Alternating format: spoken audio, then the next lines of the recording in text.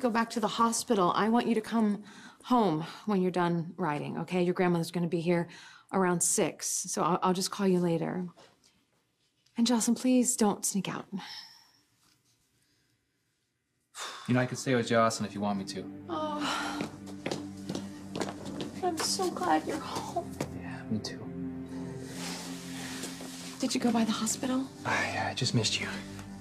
I mean, I had to come back here and check on Jocelyn. She's fine, she's riding. Wait, you want me to pick her up? I can wait with her till Grandma gets No, home. no, she'll be fine. She'll be fine. Plus, I'm sure you want to get back to the hospital. Yeah, I haven't been in to see Jason yet, but I sat with Sam for a little. Did she tell you his prognosis? No. Which, makes me think it's not good. He's in a coma. They're not sure if he's going to regain consciousness.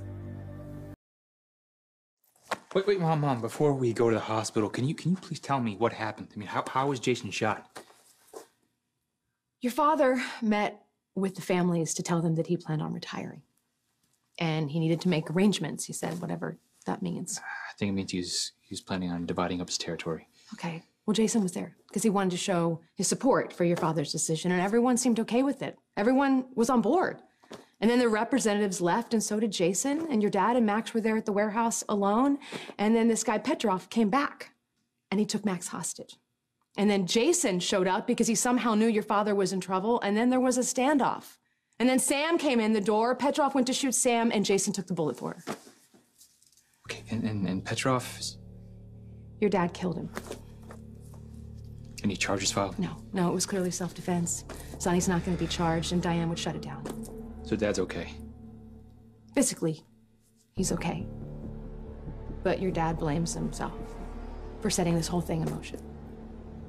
Why would Dad blame himself? It's not like he forced Jason to be there. No, of course not, but your father feels responsible because he knew it would be very difficult, if not impossible, to retire. So Dad left himself vulnerable, and this Petrov took advantage. He was only doing what I asked him to do, Michael. All this is on me. Mom, come on. No, you don't know. Do you remember the night of the gun raid, the night that Kiki was shot on the pier? Yeah. Yeah, I went back there.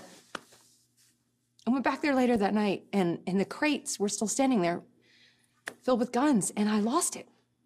I lost my mind. I was sick of the violence, and I was sick of the grief and the fear, and so I just started throwing the guns in the harbor.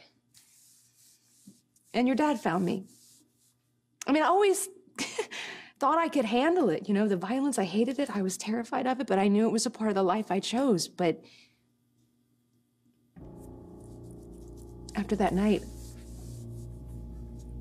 I've been pushing your father to find another way. And he had to find another way. And then after Morgan was killed, I basically told him that if he wanted to have a family, he was going to have to let go of the business.